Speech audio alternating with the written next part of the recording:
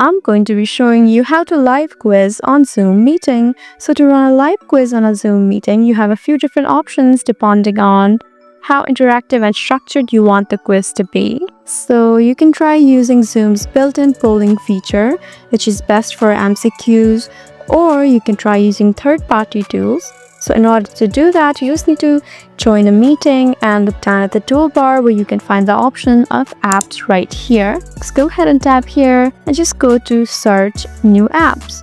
So just go here and tap on add apps. And now you have a few options for third-party quiz apps. So the famous one is Kahoot. So you can engage in live quizzes. It's fast-paced and it's gamified, so it'll feel like a game. You have Mentimeter and you have quiz mode on. So just go ahead and add them, and this way you would successfully be able to live quiz on Zoom meeting.